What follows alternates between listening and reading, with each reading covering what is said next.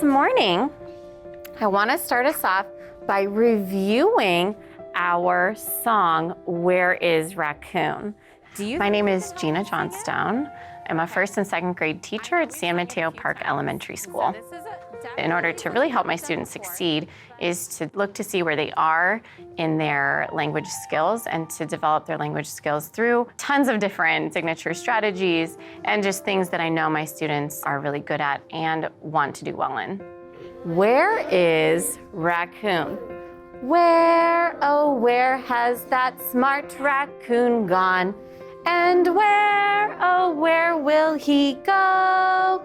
He climbs the tree to his cozy den and sleeps all day where he won't show.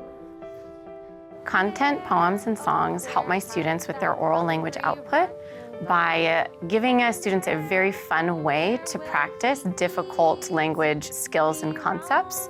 And so by practicing it over and over, students then that maybe didn't get it the first time, they can get it the second and the third and the fourth time. And it's just a really fun way for all of us to have the shared experience in using content in a fun way. Now, I want you to look really carefully. I'm gonna ask ninjas to share one raccoon fact first, and then heroes are gonna share one raccoon fact. Are you guys ready? Mm-hmm. Okay, let's do it.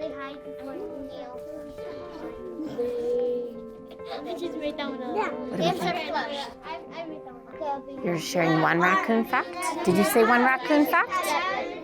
Okay, say something about raccoons to Leo. Good job. In the classroom, I like to build background knowledge so that my students have shared language around the things that we're going to be talking about in science or in math or in language arts. Let's take a peek at this picture very carefully. What are some things that you're noticing in this picture? And I want you to just kind of hold your idea in. Hold your idea in, but thinking about what you're noticing in the picture. Now, Jacaden, can you tell me something you're noticing in this picture? Yes. Mm-hmm. The raccoon is smelling a flower. Ooh, it does kind of look like the raccoon is smelling a flower. To eat it.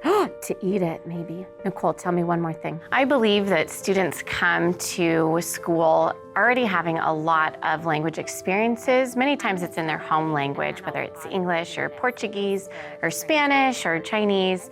And so I believe that students who are learning English for the first time, they have a lot of deep knowledge that they can bring into the school. And we can, as teachers, really value their language that they already have. A news reporter, they, raccoons, have managed to survive in this tough city like the rest of us. I want to pause there and ask you to turn and talk to your partner. What did the raccoon do? What did the raccoon do? What did you guys notice? I noticed that in the page that it looks like he's trying to catch this fly so he could eat it. Yeah. Mateo, tell me something about raccoons. I think raccoons are scary. Scary. They pull out their mouth like that. Ooh, that is a little bit of a scary picture. I do agree. The Conversation Cafe strategy is a really important one for students in order to increase academic language.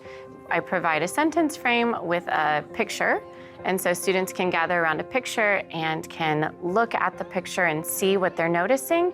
Then the sentence frame gives them concrete language in order to practice putting all of those words in their mouths that we've been using in our sentence deconstruction and in our content poems and all these other places. I want to see a sentence from Jason and Leo. Come tell me about the raccoon eats crabs. Leo, what does the raccoon eat? Say, the raccoon eats trash. Good job. Give me 5. So it really gives them a structured way to try out the academic language. And then it's low stakes too, because they're just talking to a friend. There were some actions here too. Open a pet door. So how are we going to show open a pet door? Is it gonna go like this? Ooh, just open it, slide it open? Slide it open. Okay, slide it open, that'll work. Or even a push through. Oh, like this. Like a pet door. Like a pet door. What does a pet door look like? How does it open? It looks like a little. Natalie, can you tell us? It looks like a little. Oh, it's like a push. Sentence deconstruction is a wonderful strategy to help my students increase their oral language and increase their academic language, because it helps us to slow down and look at one sentence or a set of sentences from a complex text. Unscrew a jar. Yeah. Okay. And then the next phrase says, or remove the closed lid on a garbage can. Should we just hold it like this and then open it? Hold and open? Can you guys practice that right now?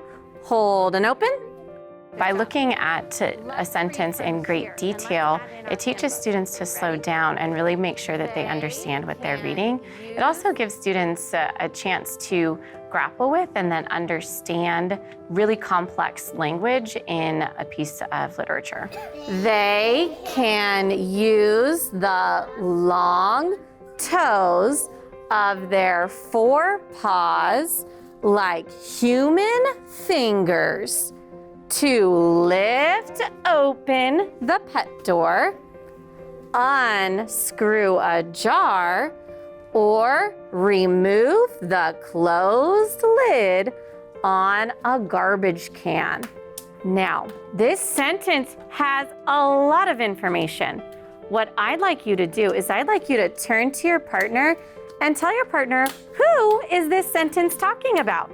Who is that sentence talking about?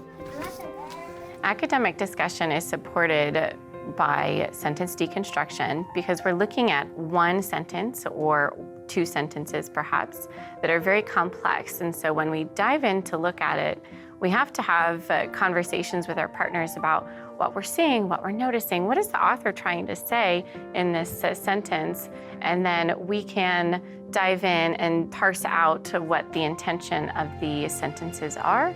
And by doing that, students are able to have discussions with each other about vocabulary, about adjectives, about all these different things that we need in order to improve our language skills. And I really believe that students who are learning English are just wonderful beings that need to be encouraged and motivated to really do their best.